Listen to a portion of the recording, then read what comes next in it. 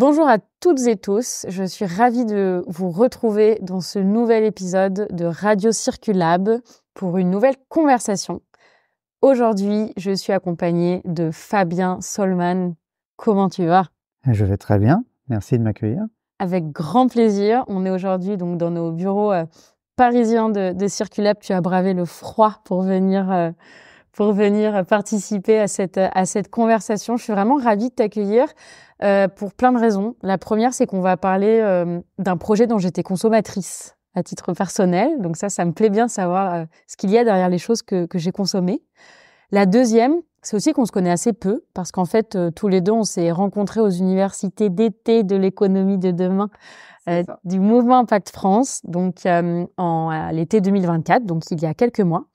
Et on s'est croisés alors même que tu étais en pleine discussion avec Florence Bettinger de Gobi et Hortense Aran de Fleurs d'ici. Exactement. Qui sont elles-mêmes passées dans le podcast. Et je vous ai vus tous les trois, je me suis dit, cette personne est sûrement très intéressante vu qu'elle parle avec Florence et Hortense. Et ensuite, tu m'as raconté tes projets et je me suis dit, il faut absolument que je l'interviewe. Donc, merci encore. J'ai parlé de notre rencontre, mais j'ai rien dit sur toi. Donc, est-ce que pour commencer, tu pourrais me dire qui tu es ? Je suis Fabien Solman, je suis un entrepreneur qui a déjà monté plusieurs boîtes, dont effectivement certaines dans la food. Et j'ai un certain nombre de valeurs que j'ai pu porter. Ça m'a permis de monter des projets qui avaient des vocations d'impact. Et là, depuis peu, j'ai rejoint un projet dans l'agroalimentaire dont je ne suis pas le fondateur, pour une fois. Et ces boîtes que tu as créées, c'était de quelles étaient, il y avait les points communs, ces valeurs, c'est ce que tu dis. Est-ce que tu as quelques exemples La première, c'était un projet plutôt culturel dans le domaine de la littérature. Et donc, c'était un projet vraiment sur la lecture et développer la lecture en streaming. C'était une façon de rendre accessibles les livres. Et puis, le projet dont on va peut-être le plus parler, c'était un projet sur les œufs. Donc, vraiment rien à voir. Je suis passé de la culture à l'agriculture. Ouais, la culture encore. Et là, on a essayé d'inventer un nouveau mode de production pour les œufs. J'expliquerai ça plus en détail. Et donc, en fait, chaque fois, c'est la même chose. On part d'une idée, d'une rencontre aussi avec des associés. Et puis, on creuse, on vérifie s'il y a quelque chose à faire, s'il y a vraiment un modèle. Et on se lance. Et avant de faire des entreprises, j'ai quand même bossé plus de 15 ans en tant que salarié dans des grands groupes. Donc voilà, j'ai connu aussi cette vie-là. Ouais. Et je mesure assez bien la chance que j'ai aujourd'hui quand je fais ce genre de projet, quoi. Ok. Et alors, un de ces projets, effectivement, tu as commencé à le mentionner. Un de ces projets, c'est Pool House. Donc, Pool House, c'est l'œuf qui ne tue pas la poule. L'œuf qui ne tue pas la poule.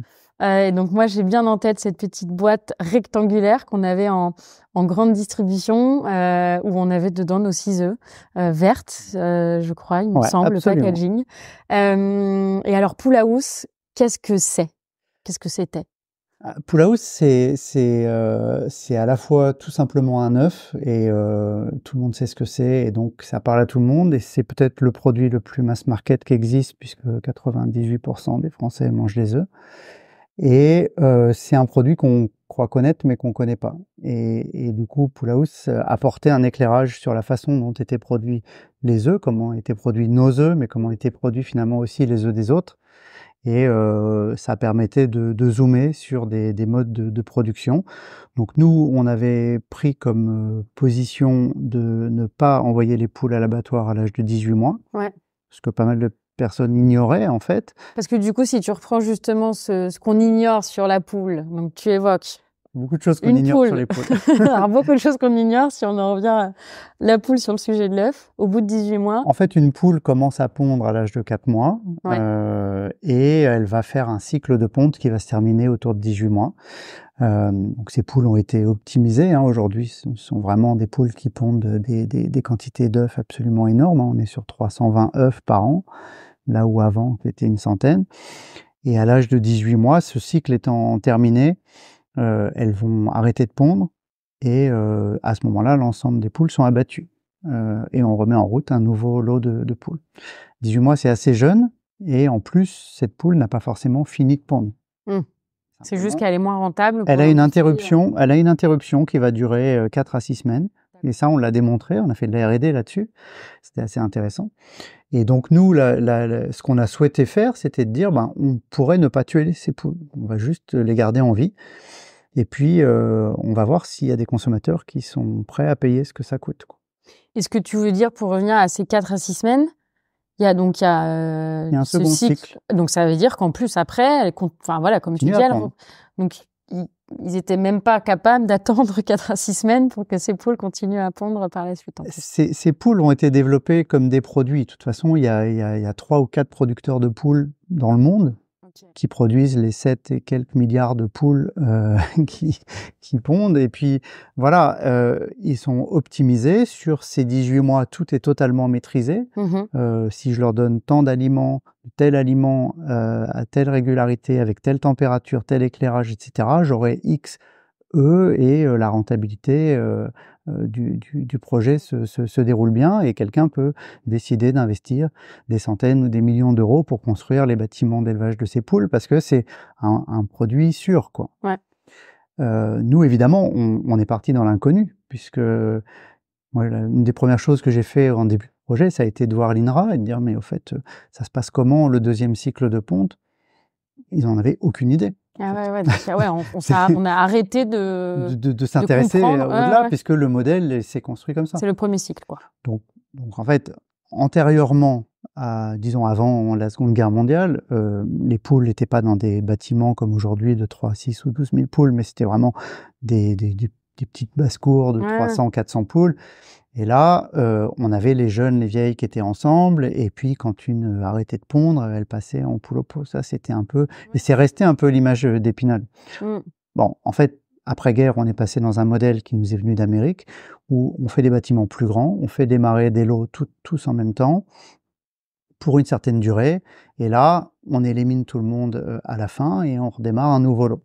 Et c'est ce modèle qui s'est petit à petit imposé, qui a permis au prix de l'œuf d'ailleurs de baisser fortement, en faisant la protéine animale la moins chère qui existe, et la meilleure probablement pour la santé, parce qu'en plus c'est vraiment un aliment incroyable. Ouais. Et voilà, et donc moi j'ai découvert ça un peu par hasard, quand je me suis posé des questions sur la question animale un peu tardivement dans ma vie. J'ai réfléchi à ça après la quarantaine, et j'ai arrêté de consommer de la viande et du poisson en 2014. Voilà, ça va faire 10 ans. Et c'est là où j'ai commencé à me poser des questions aussi sur les œufs et le lait. Et sur les œufs, ce que j'ai découvert était incroyable en fait, parce qu'on m'en avait jamais parlé et j'avais jamais compris. Et est-ce que toi, ce que tu as découvert et tout ce que tu nous racontes là, c'est des choses qui sont connues de la majorité j'imagine que non, mais des consommatrices et consommateurs auxquels tu t'es adressé après avec Poulaos, et des industriels, le fait qu'ils s'arrêtent au cycle 1, j'imagine, mais... Les industriels, ils savent ce qu'ils font. Des choses qu'on cache, ouais. Ils savent ce qu'ils font, mais ils se posent pas de questions, parce que c'est un modèle, il n'y a pas de raison de le remettre en cause. Donc ça fonctionne comme ça, et finalement, il y a plus personne de la génération d'avant, donc où on fonctionnait autrement. Le consommateur sur la poule, la particularité, c'est qu'en fait, le consommateur croit être bien informé parce qu'il y a ces systèmes de code, il y a cette chance, entre guillemets, que ça soit apparu relativement tôt, avant que peut-être des lobbies aient pu comprendre le danger qu'il y avait, à informer le consommateur via des codes du mode d'élevage des poules. Ouais. Donc on a affaire au seul animal dont on sait comment il a été élevé. On n'en sait rien pour les cochons, pour les vaches, pour les moutons, pour tous les autres. Pour la poule, on le sait. Du coup, le consommateur bénéficie d'une bonne information, moyennant quoi il y a des informations qu'il ne connaît pas, et notamment comment étaient traités les poussins mâles à la naissance, comment étaient traités les poules à l'âge de 18 mois. Tout ça, c'était non évoqué et inconnu, quoi. Et c'est là où nous, on est arrivé en expliquant, en faisant de la pédagogie. Et ça a beaucoup plu, parce que les personnes étaient reconnaissantes déjà de notre part d'avoir apporté de l'information, d'avoir trouvé quelque chose de plus à rajouter dans leur base de connaissances. Là, tu allais plus loin que l'INRAE sur la compréhension du cycle des poules. Non, mais je tiens à dire qu'après, on a travaillé avec eux sur la R&D, donc c'est pas... J'imagine que c'était pour le coup, là, il y avait peut-être moins Oui, ouais, ils ont omis de travailler là-dessus. C'était moins ça qu'un manque d'intérêt, je dirais. Je pense qu'ils avaient tout intérêt En fait, ils travaillent sur ce qui existe, Oui, quoi. voilà. Et donc, ce qui n'existe pas, bah, c'est le domaine peut-être justement des entrepreneurs ou Ouais. ou des artistes, je sais pas quoi. Mais en tout cas, ce constat posé, vous lancez donc Pool House avec, comme tu le dis, un accent particulier mis sur le partage de cette connaissance que vous avez acquise, ce qu'on appelle autrement de la sensibilisation, mais en tout cas ici plus de l'information. Et donc, Pool House, comment est-ce que ça fonctionnait? Donc voilà, en tout cas, la vraie raison, c'était ça, c'est que moi, j'avais cette envie de partager ce que j'avais compris. J'ai quand même vachement hésité parce que je venais vraiment pas du tout de ce secteur, donc c'était quand même un peu casse-gueule. Et au moment d'y aller, on a fait les choses très simplement. On a expliqué, on a fait un petit dessin animé très didactique au début de l'aventure. Donc après, on en a fait un deuxième qui est peut-être resté le plus connu, mais on en avait fait un premier qui était très didactique pour expliquer ce qui se passe et pourquoi on existe et qu'est-ce qu'on fait là. Et rapidement, les consommateurs ont été au rendez-vous. Donc ça a commencé avec quelques biocopes et puis ensuite ça s'est développé très vite. Donc concrètement, qu'est-ce qu'on faisait nous? On travaillait avec des éleveurs qui s'occupaient des poules jusqu'à l'âge de 18 mois, donc j'ai envie de dire, ils faisaient leur boulot habituel. Et on leur disait, quand les poules atteignent 18 mois, au lieu d'appeler l'abattoir, vous nous appelez nous, on vient les chercher. D'accord. Et nous, on avait acheté une ferme et on mettait ces poules de plus de 18 mois dans notre ferme. Et là, on faisait de la R&D, on essayait de voir qu'est-ce qui se passe en fait, qu'est-ce qu'elles deviennent, voilà. Et on s'est rendu compte que, effectivement, il y a un second cycle qui démarre. On le savait un peu, hein, mais on l'a expérimenté au bout de 4 à 6 semaines. Et ce cycle est plutôt de bonne, même de très bonne qualité, c'est-à-dire que ça soit la qualité des œufs, des coquilles, c'est des œufs qui sont commercialisables. Ce cycle, après, on a appris à l'évaluer dans le temps. Il est un peu plus court que le premier, mais il fait à peu près 11 mois. Okay. Et on a même pu démontrer au cours du projet, alors un peu plus tard, qu'on pouvait aller sur un 3e, voire même sur un lot, un 4e. Donc voilà, en fait, une poule, elle va pondre toute sa vie, elle va avoir des cycles. Quelle est la durée de vie d'une poule? Ces poules, c'est des petits modèles, parce qu'elles ont été optimisées pour ne manger plus que 125 grammes de graines par jour, alors que les poules, anciennement, mangeaient plutôt 160 à 180. Et elles vivent plutôt entre 3 ans et demi, 4 ans environ. Après, il y en a qui vont vivre plus, mais c'est l'exception. Ok, d'accord. Donc du coup, vous achetez cette ferme, vous récupérez les poules des éleveurs et éleveuses après les 18 mois, vous suivez ces cycles que vous analysez, que vous étudiez. Ici, donc, j'imagine que vous travaillez en collaboration, tu évoquais l'INRAE, mais peut-être avec d'autres organismes. Ouais, on a eu plusieurs types de collaborations. Donc j'ai pas monté ce projet tout seul, hein, j'avais des associés. Donc Sébastien, qui était un peu notre petit génie du marketing et du commercial, qui a conçu la fameuse boîte dont tu parlais tout à l'heure. Et Elodie, qui était ingénieure agro et qui était très engagée sur la question animale. Et qui a mené toute cette R&D pendant le projet. Et effectivement, il y avait des accords avec plusieurs organismes de recherche publics et privés. On a même bossé avec des éthologues. Enfin, on a fait pas mal de choses. On essayait de comprendre en fait ce que c'est aussi qu'un élevage, parce que on a eu des réactions face à notre projet diverses. Beaucoup étaient très positives, mais certains étaient négatives ou agressives. Donc, il y avait celles qu'on attendait plus ou moins de la part de certains acteurs en place dans l'œuf. Mais il y avait aussi chez les véganes des réactions négatives en disant ça reste de l'élevage, ça reste de l'oppression, etc. Donc on essayait d'en savoir plus. Nous, on avait le sentiment que ces poules, elles étaient logées, nourries, blanchies, protégées des renards, et que finalement c'était pas une vie si horrible que ça, mais on essayait quand même de comprendre. Tout à fait. Alors quand on commence à chercher, on trouve et c'est compliqué, quoi. Donc c'est un animal extrêmement sociable. Il y a des castes, il y a des groupes qui se forment, même dans un élevage. C'est pas juste les dominants, les dominés. Il y a plusieurs strates de hiérarchie. Il y a des groupes d'une vingtaine de poules qui se forment. Mais il y a des poules qui sont dans aucun groupe, mais qui du coup sont pas protégées, se font maltraiter. Bref, c'est hyper complexe, ce qui se passe. C'est un système social à lui-même. Exactement. Ok. Donc c'était hyper intéressant, même si en fait c'était un peu hors sujet. Oui, Là, je oui, reprends ça. ma casquette de chef d'entreprise, Oui. c'était pas la clé du modèle économique, mais on était content de réfléchir sur ces sujets-là en même temps. Oui, et puis la curiosité liée à ce nouveau domaine qui avait rien à voir avec celui d'avant. Enfin, j'imagine que puis t'as mis le doigt et tu tires les fils et t'en C'est ça. Et le découvres. point de départ de tout ça, c'était quand même de se dire qu'il y avait un rapport au monde animal qui était pas le bon dans notre société. Et là, je parle pas que des poules, je parle vraiment de comment nous, collectivement, à la fois on a accepté la destruction du monde sauvage et le développement d'un monde d'animaux de compagnie ou d'animaux d'élevage dans des conditions totalement orientées et pensées par rapport à une rentabilité économique. Donc c'est tout un système en fait qui s'est mis en place petit à petit. Ok.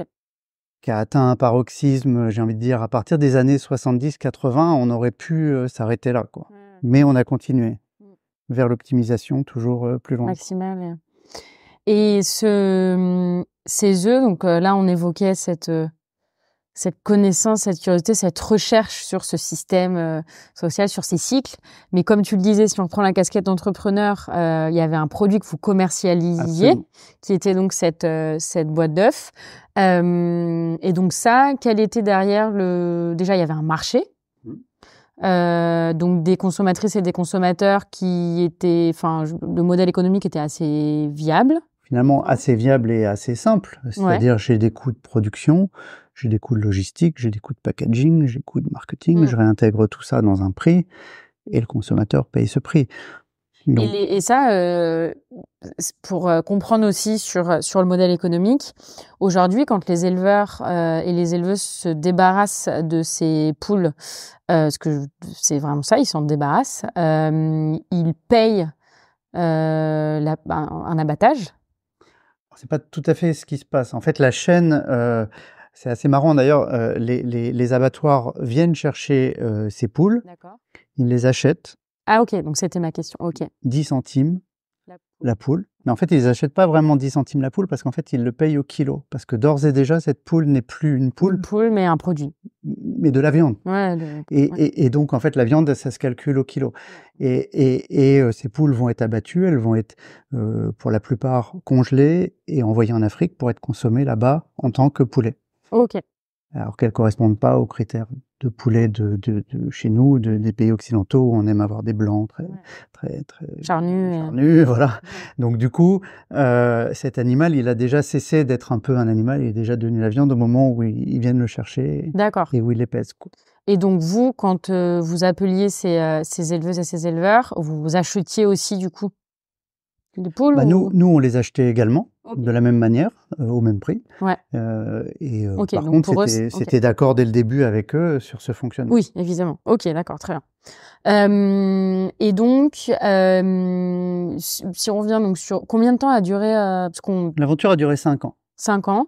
Sur ces 5 années, le développement commercial fonctionnait Alors absolument. Après, il y a eu différentes étapes. Ouais. Il y a eu des étapes d'accélération. Donc, je dirais qu'il y a eu une phase de 2 ans où on était plutôt dans des Biocoop, Naturalia, Franprix, Monoprix, on va dire. Et après, il y a eu des levées de fonds, il y a eu une accélération et on a fait des choix stratégiques. Et un de ces choix, ça a été d'aller vers la grande distribution et de lancer un produit un peu moins cher qui était un œuf non plus bio mais plein air. D'accord. Et qui était à peu près à 2/3 du prix de l'œuf bio, tout en maintenant la même promesse. Bien sûr. Et ça a été une vraie phase d'accélération, aussi d'embauche, d'investissement, de marketing, de communication. Et évidemment, alors qu'on était en train d'atteindre un premier plateau d'équilibre et de rentabilité, on s'est remis dans le jus pour aller chercher l'étape d'après. Notre idée étant que on voulait avoir un impact maximum avec ce nouveau mode de production et que ça nous semblait la bonne idée de faire comme ça. Ceci dit, vu les volumes et vu les méthodes et la façon de fonctionner avec la grande distrie, il nous fallait une organisation plus solide. Donc on a noué un partenariat avec un acteur de l'œuf. D'accord. qui nous permettait de faire des phases, parce que ce qu'il faut comprendre, c'est que dans le prix d'un œuf, on parle en centimes, hein, le mode de production est un des éléments du coût, mais c'est pas le seul.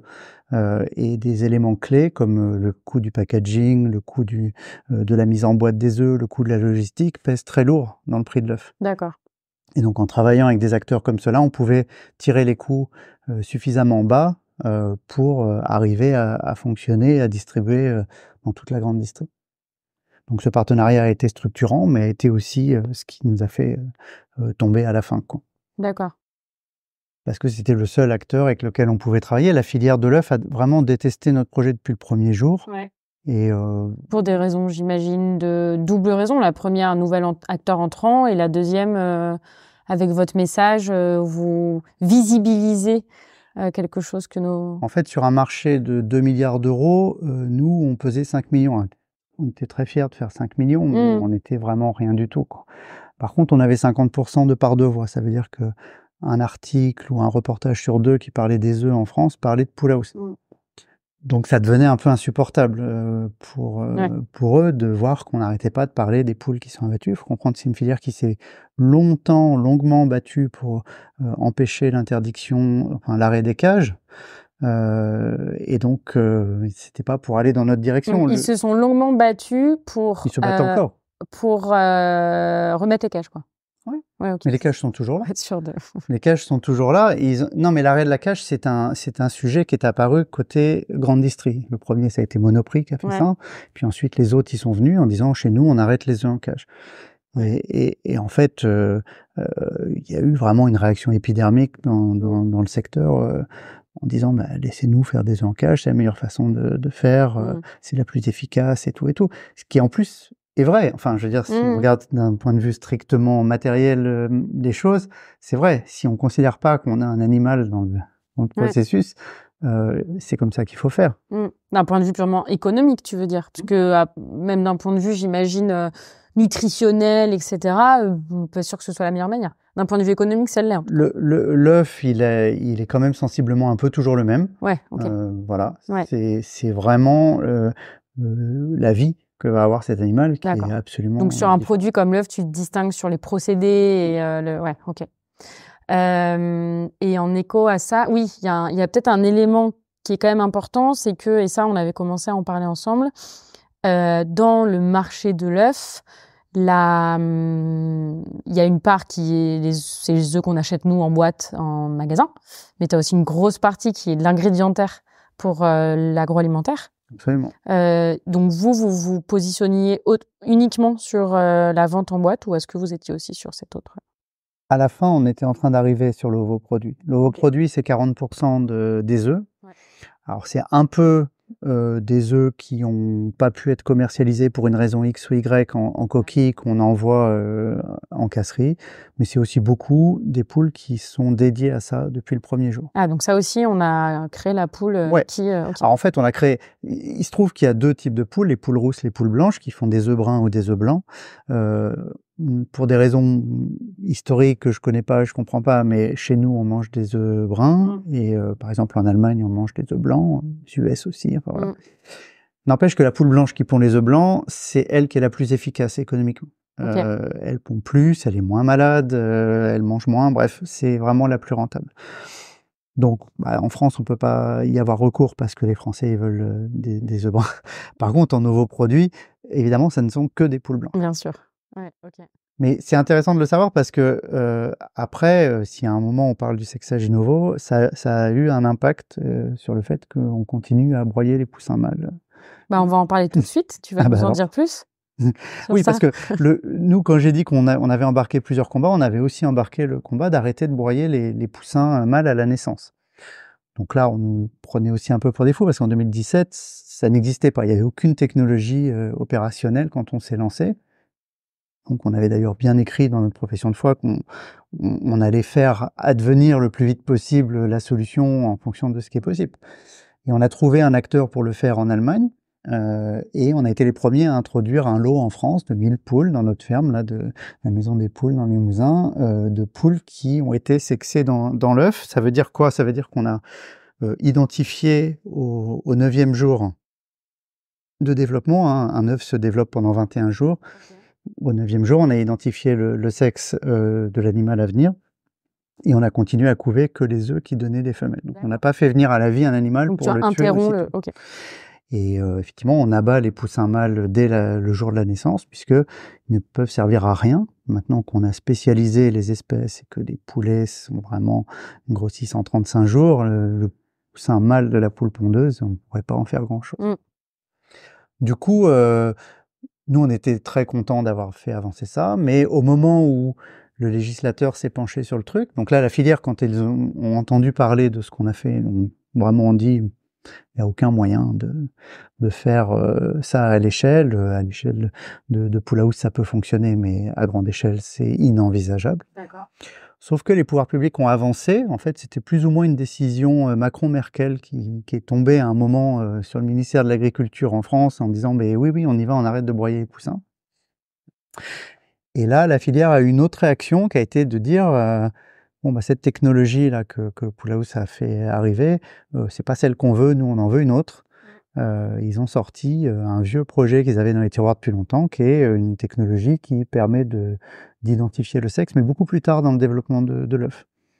Ils le disent au 13e jour, mais en effet c'est plutôt au 15e.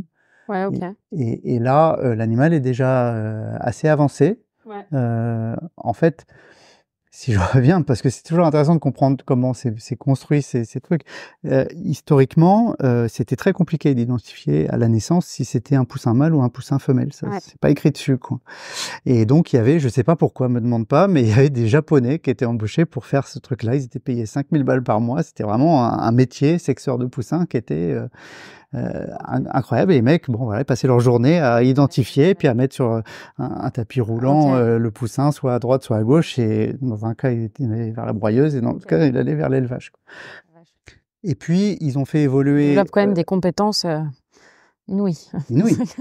Et puis, ils ont fait évoluer les animaux et ils ont trouvé une façon de faire en sorte que le poussin mâle n'ait pas les mêmes plumes que le poussin femelle à la naissance. Comme ça, on reconnaît. Comme ça, je peux mettre un smicard pour faire le même boulot que... Donc, j'ai fait une belle économie. Ouais. Bref. Et la technologie de sexage dont on parle, c'est une technologie qui consiste à reconnaître la couleur des plumes dans la coquille. Ok. Donc, en fait, on est en train de faire le même boulot, mais avant... Okay. Donc, tu repars de leur boulot, tu t'appuies sur cette différenciation de couleurs, sauf que tu évites de tuer le poussin mâle. Et simplement, quand le poussin il a des poules, en fait, il a des plumes, il est déjà assez avancé, et notamment, tout est connecté partout. Normalement, à partir du 12e, 13e jour, il commence à communiquer avec sa mère à travers la coquille, et en tout cas, il est relativement conscient. Donc, on broie un animal qui est déjà relativement formé, quoi. Mais ça coûte 4 fois moins cher que la technologie. C'est ce que j'allais dire. Il y avait bien une raison derrière le fait que Macron et Merkel aient décidé d'aller là-dessus. Mais en plus, cette technologie de couleur de plumes, elle ne fonctionne pas sur les poules blanches. C'est pour ça que j'en parlais tout à l'heure de ces poules blanches. Et donc, la bonne façon de faire, ça aurait été de dire, dans ce cas-là, on n'utilise plus des poules blanches pour faire l'ovoproduit, on utilise des poules rousses. Ouais. Et puis comme ça, on fait le sexage qui est un peu moins cher. Ou alors, vous gardez des poules blanches, mais vous utilisez le sexage que nous, on avait essayé d'introduire, qui fonctionne au 9e jour et qui est un peu plus coûteux. Et la solution qui a été retenue est encore plus simple, c'est on obtient une dérogation pour les poules blanches et on continue comme avant pour elles, quoi. D'accord. Et donc aujourd'hui, c'est cette technologie-là qui est en train de toujours d'être poussée. Ok. Et ça, vous l'avez fait dans une logique aussi évidemment de valeur, de respect des êtres vivants, etc. Hein, mais plus d'un point de vue entrepreneurial et économique, il y avait un objectif derrière. Franchement, nous, on avait un ensemble de promesses qu'on souhaitait tenir. Ouais. Donc, on a cherché les solutions pour le faire. Vous les avez mises en place. Et on les a mises en place. Ça nous a plutôt coûté de l'argent qu'autre chose. Et après, on s'est investi, peut-être même un peu trop, dans ces fameux débats qui avaient lieu pour mettre en place un système généralisé en France. De manière à ce qu'il se fasse de la bonne manière, de notre point de vue. On a essayé d'embarquer aussi les associations de protection animale pour qu'elles agissent à ce moment-là. Bon, moi, je considère qu'on n'a pas complètement réussi, parce que finalement, une solution a quand même été adoptée, mais c'est une solution qui ne me semble pas optimale. mais au moins, voilà, on a vraiment fait tout ce qu'on pouvait. Et peut-être même un peu plus que ce qui était justifié, en tout cas d'un point de vue strictement économique. C'est ça. Donc, vous avez participé à la recherche et à la connaissance. Vous avez lancé un projet qui, d'un point de vue purement économique, entrepreneurial, fonctionnait. Vous avez fait progresser aussi la technique. Tu dis la protection des animaux. Et en fait, aujourd'hui, on parle de ça parce que tout s'est pas passé comme prévu. Et Poulaous a dû donc fermer. Absolument. Est-ce que tu peux nous raconter ce qui s'est passé? Alors, c'est toujours compliqué ces sujets-là parce que c'est toujours multifactoriel. Donc, on a effectivement un dépôt de bilan qui intervient à un moment et on peut dater les événements qui sont arrivés juste avant. Donc, les événements qui sont arrivés juste avant, c'est que un acteur avec lequel on était partenaire pour la mise en boîte des œufs décide brutalement de licencier son dirigeant et à la place de mettre quelqu'un qui, comme première décision, décide d'interrompre la production de Poulaous. Ça, c'est le dernier épisode, j'ai envie de dire. Les épisodes précédents, c'est qu'on a eu du mal à lever des fonds l'année qui précédait. On était en sortie de Covid, qui est aussi un épisode précédent qui n'est pas neutre non plus, puisque le Covid a quand même joué aussi un rôle. Mais en sortie de Covid, on n'a pas réussi à lever, alors que c'est une période où il y avait des investissements phénoménaux qui avaient lieu dans la food tech. Mais je crois que je ne sais plus combien de centaines de millions d'euros qui se sont investis sur ces fameux projets pour livrer en 10 minutes vos courses à la maison. Les Glovo, voilà, qui a changé notre vie. Getir, etc. Alors moi, je trouvais ça ridicule. Je me disais, bon, forcément, il y en a 3, mais... Tout cet argent que j'aurais pu utiliser à des fins... Il y en aura un qui restera, et puis il y en a 2 qui vont s'écrouler, donc vous avez quand même beaucoup de chances de perdre votre argent. Bon, je m'étais trompé, en fait, c'est les 3 qui se sont écroulés. C'est les 3, c'est ce que j'allais dire. Donc, à l'arrivée, des millions se sont évaporés sur ces projets-là, et nous, qui en cherchions 5, on les a pas trouvés. Donc, il a fallu qu'on fasse un plan pour se réorganiser et pour essayer de lever moins, mais pour emmener la boîte à la rentabilité plus rapidement. Ce qu'on était en train de faire, et ce que le partenaire en question savait bien, puisqu'il avait participé à l'élaboration de ce plan de mise à l'équilibre de la boîte. Donc là, le petit coup de pied de l'âne qui arrive par en plus la coopérative qui possède ce groupe, bon, on saura jamais les dessous complets, mais ça dit plein de choses. Ça dit plein de choses sur le fait d'être dépendant avec un seul sous-traitant, ça dit plein de choses sur le fait de déranger des acteurs en place et comment on le fait, et est-ce qu'on en a la puissance. C'est vrai que tant qu'on était chez Monoprix et Biocoop, ça gênait pas tant que ça, même s'ils nous envoyaient déjà du papier bleu, mais en fait, ça allait. Dès qu'on a commencé à rentrer dans les rayons de Carrefour et d'Intermarché, etc., ça devenait un peu plus... et de communiquer sur les murs du métro. Vous mangez vraiment leur part de marché, quoi, enfin davantage en tout cas. Donc c'est un peu... Ce qui est frustrant, c'est que le projet s'arrête non pas parce qu'il n'y a pas de consommateurs, non pas parce qu'il n'y a pas de distributeurs, non pas parce qu'il n'y a pas de modèle économique.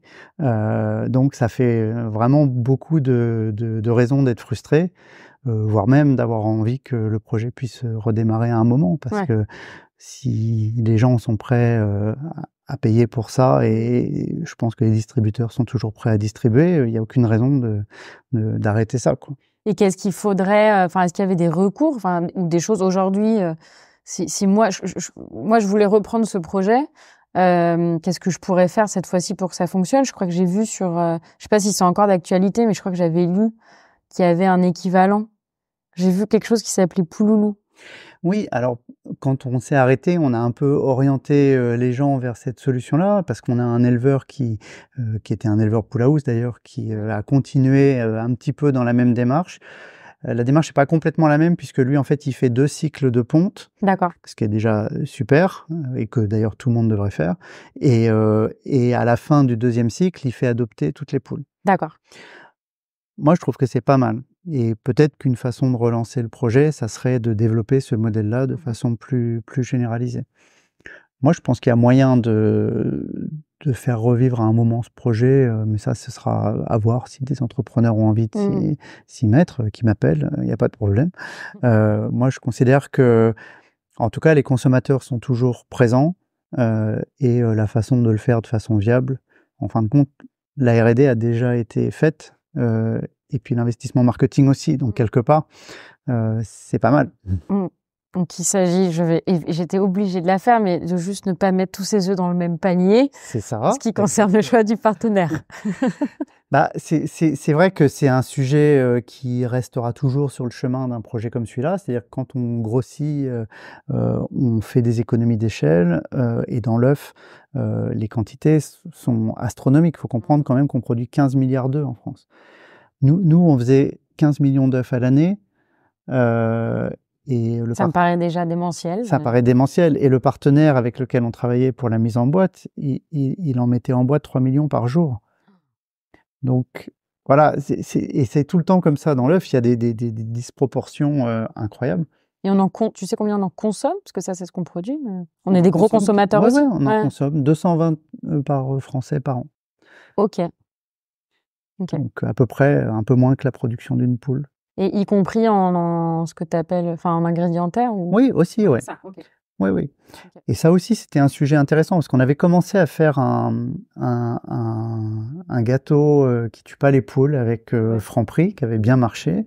Et ce qui était marrant, c'est que notre promesse, elle se transférait à ceux qui décidaient de nous utiliser comme ingrédients. Ouais, c'est clair. Donc c'était assez... Et puis c'était tellement bien pensé d'un point de vue, moi je trouvais en tout cas communication, marketing. Bon, on s'est marré, ouais. Et ouais, tu m'étonnes. Franchement, la poule, c'est l'œuf, la poule, les poussins, il y a tellement de choses à faire. Ouais. On s'est bien amusé. C'est assez universel comme. Le dessin qui a été fait par Sébastien, mon associé, donc vraiment chapeau à lui. Mais voilà, on a eu plein de partenariats, plein de possibilités de marketing. On avait créé le championnat du monde de l'œuf en Meurette avec le château du Clos Vougeot. C'était extraordinaire ce truc aussi. Ouais. Bref, on s'est bien éclaté au niveau marketing. Ouais. Et c'est un projet qui est resté, enfin je m'en rends compte quotidiennement dans l'esprit de pas mal de personnes. Ouais, carrément. En tout cas, dans le mien, t'es resté.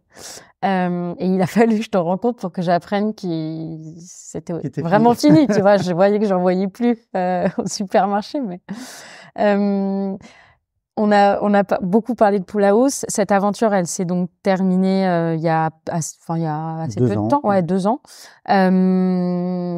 On pourra reparler après de ces apprentissages sur les questions qui clôturent nos podcasts. J'aurais bien aimé, là, sur les quelques minutes qu'on a encore devant nous, que tu me parles de cette nouvelle entreprise pour laquelle donc tu travailles, qui s'appelle donc Jay & Joy, qui est ici du coup sur du végétal. Que tu nous dises peut-être ce que c'est déjà pour commencer. Oui, donc effectivement, moi j'ai été très sensible, je disais, sur la question des œufs depuis que j'étais végétarien et du lait. Sur le lait, c'est marrant parce qu'on avait réfléchi avec une personne de chez Danone. Bon, voilà, il n'y a pas moyen de faire le lait qui tue pas la vache. Ah ouais? Ça serait pas faisable. C'est le lait végétal, quoi. Voilà, donc la seule option qui me semble, moi je suis un Normand, j'adore le fromage. Ouais, voilà. Et voilà, quand j'ai rencontré le dirigeant là de Jay & Joy, j'ai été content de pouvoir rejoindre ce projet parce que ça reste quelque chose qui est aligné pour moi avec ma vision, même si je trouvais ça hyper agréable d'être sur un projet d'élevage, parce que des fois, j'aimais à dire que dans notre boîte, on était contact animal, quoi. Plus de 100 000 individus, quoi. Là, on est dans autre chose, mais c'est aussi très intéressant parce que on se rend compte qu'on peut reprendre les techniques traditionnelles des maîtres affineurs fromagers et les appliquer sur du végétal. Donc on substitue le lait par de la noix de cajou, mais au final, ce qui se passe, la façon dont les ferments agissent, dont le fromage vieillit, prend forme, s'accroûte, etc., sont les mêmes. Et à l'arrivée, on a des goûts qui sont fantastiques.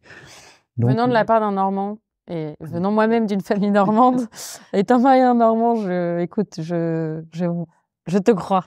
Et franchement, c'est quelque chose qui était un peu une surprise pour moi, et une bonne surprise, forcément. Et après, je suis content de participer aussi à ce mouvement du plant-based parce que je pense quand même que, au-delà même de la question animale, on a des questions de santé et d'environnement qui sont devant nous et que c'est une transition nécessaire. Donc, il faut trouver des façons de faire des bons produits vraiment en termes de goût et de qualité, qu'on puisse retrouver le plaisir gourmand, tout en arrêtant d'émettre du CO2 ou de maltraiter les animaux, quoi. Parce que du coup, là, vous vendez avec Giant Joy, enfin, fabriquez et vendez des fromages donc plant-based, donc fabriqués Bio, bio, fabriqués en 100% France à végétal, côté de fabriqués en Compiègne, France. Ok, et qui sont sans lactose et sans allergènes en général, et donc sur vraiment des listes courtes, hein. C'est pas des produits ultra transformés, au contraire, on est vraiment dans quelque chose de très traditionnel et très simple. Et les ingrédients, tu disais noix de cajou, c'est le seul ou... Noix de cajou, amandes, lait de coco ou huile de coco, selon les fromages et selon les mélanges qu'on fait. D'accord. Donc il n'y a pas de soja. Ah non, il n'y a pas de soja. Okay. Il n'y a pas de soja, et c'est voilà, on a toute une gamme de produits. Moi, j'invite les auditeurs à essayer. Vraiment, c'est un goût surprenant. On a un bleu qui est vraiment bluffant. On a des produits qui ressemblent à aucun autre fromage. On en a un qui s'appelle le Jean-Jacques, ne me demande pas pourquoi, mais voilà, qui a un goût très étonnant. Et après, on fait de l'innovation, donc on est aussi dans des cycles de R&D pour sortir de la nouveauté, etc. Chaque année, plusieurs nouveautés. Voilà, c'est assez intéressant quand même. Et alors ma question, c'est plus à titre personnel. Est-ce que tu as fait une dégustation à l'aveugle à de la famille normande et qui t'ont dit... Ma maman. Ah ouais? Et alors, écoute, elle a adoré. Et pour moi, c'était vraiment le baptême du feu, quoi. Baptême du feu. Ok. Écoute, je te l'ai promis, je vais la faire, cette dégustation à l'aveugle avec un public normand. Avec donc cette nouvelle aventure chez Giant Joy, est-ce que tu arrives avec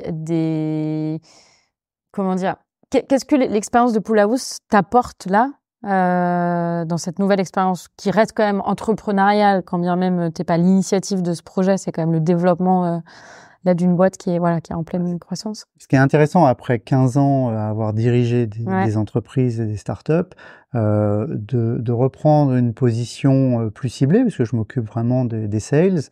C'est à la fois un approfondissement, parce que même dans mes propres boîtes, j'avais un directeur commercial qui faisait les négos, mais là c'est moi qui les fais, et donc j'ai l'impression d'apprendre des nouvelles choses, et j'adore ça.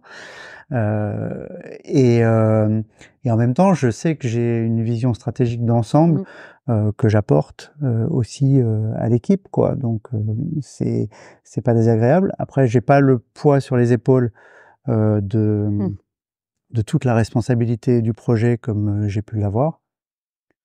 J'ai pas l'upside attendu non plus que j'aurais pu avoir, mais ça n'a pas été mon driver en fait dans la démarche entrepreneuriale, donc je ressens pas ce manque aussi fort que peut-être d'autres personnes pourraient le ressentir, quoi. Ok. Et du coup, si je pose cette question de manière un petit peu différente et que je te propose de faire un saut dans le passé, si tu te croisais au début de ton aventure, à toi de dater ce début d'aventure, quels seraient les conseils que tu te donnerais avec maintenant ce recul que tu as sur les différentes expériences entrepreneuriales que tu as eues? Moi, j'ai démarré l'entrepreneuriat à 40 ans, donc j'avais l'impression de connaître pas mal de choses, et donc je me dirais, si je pouvais me parler à l'époque: «Non, tu connais rien. Tu sais rien de l'entrepreneuriat, t'es un newbie et tu vas faire toutes les erreurs possibles dans ta première boîte, puis t'en feras aussi dans ta deuxième, etc.» Et il faut beaucoup d'humilité, parce que on a beau avoir mené des projets, encadré des services ou quoi, ou alors juste on sort de l'école, bah c'est pareil. Il y a beaucoup de choses qu'on sait pas sur ce qui va nous arriver. Mais je dirais d'aller chercher vraiment la dimension d'impact très vite, parce que mener un projet impact, être aligné, l'ikigai, enfin on appelle ça comme on veut, c'est tellement puissant que tu veux ça absolument, quoi, après. Une fois que tu y as goûté, moi j'ai eu l'occasion de parler avec un entrepreneur qui m'a raconté tout son parcours. Il était passé par du tabac, par des trucs vraiment horribles, et puis maintenant il est sur un projet à impact. Et on ressent ça. Il y a un moment, on se dit: «Bon, c'est là, je pose mes valises, c'est ça que je veux faire», quoi. Et même si le projet s'arrête, tu retrouves un autre projet qui a du sens parce que c'est ça que... Parce que c'est le sens qui te... c'est ce qui te permet aussi, quand tu as des enfants, de te projeter vers un futur souhaitable. Enfin, on sent tous ce qui se passe. Le podcast a lieu le lendemain de l'élection de Trump, voilà. Donc forcément, on y pense. Aujourd'hui, on n'est pas forcément sorti d'une période difficile. Au contraire, moi, je pense qu'on y entre. Alors que les choses se dégradent et qu'on le voit bien, les COP se succèdent et on ne prend pas les bonnes décisions. Et là, je parle que du climat. Mais les COP sur la biodiversité, c'est encore pire. Donc on constate un écroulement et on laisse faire et on n'a vraiment pas de solution mise en œuvre. Et de mon point de vue, c'est terrible parce que je parlais de R&D tout à l'heure. Pour moi, la vie, c'est de la R&D. C'est des milliards d'années d'évolution. On a encore dans nos gènes les traces des dinosaures qui étaient avant, quoi. Et toutes ces espèces qui disparaissent, c'est des problèmes ont été résolus qu'on n'est même pas encore capable de comprendre par ces espèces, et il y a des réponses que la vie a trouvées qui sont en train de disparaître. C'est comme si on brûlait la bibliothèque d'Alexandrie, quoi. Ouais.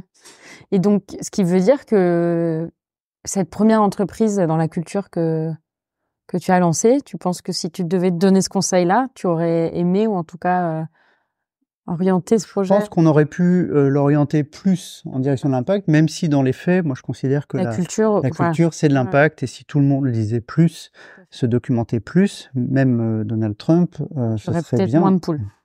Par exemple, voilà. Non, mais c'est vrai que moi, par exemple, ma prise de conscience sur la question animale, elle est venue dans des livres.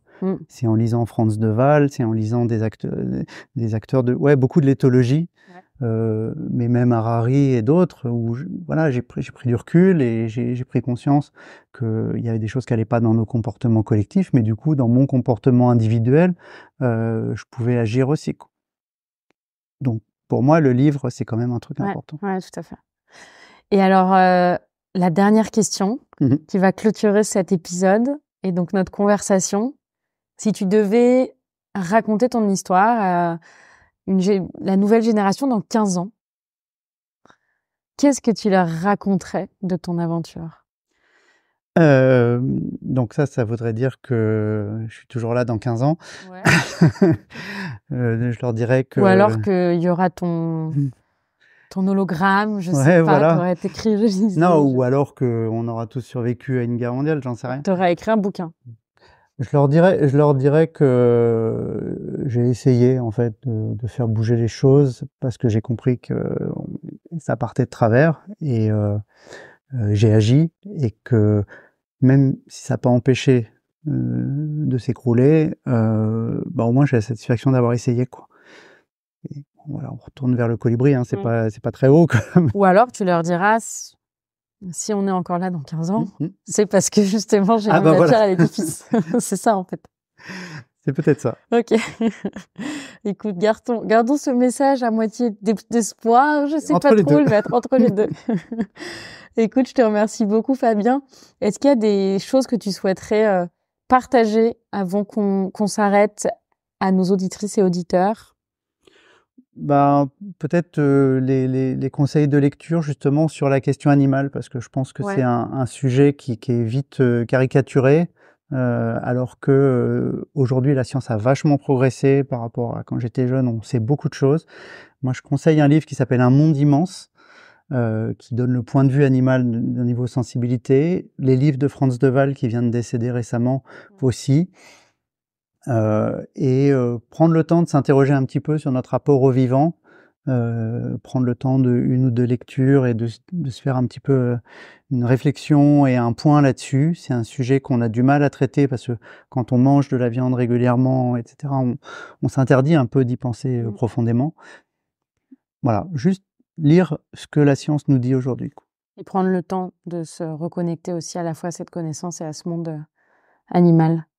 Merci beaucoup, Fabien. Je mettrai tous tes conseils dans l'épisode du podcast en texte.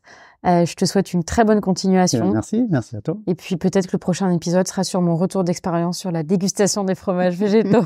Ça va être bien alors. Merci à toutes et tous de nous avoir écoutés. Au revoir.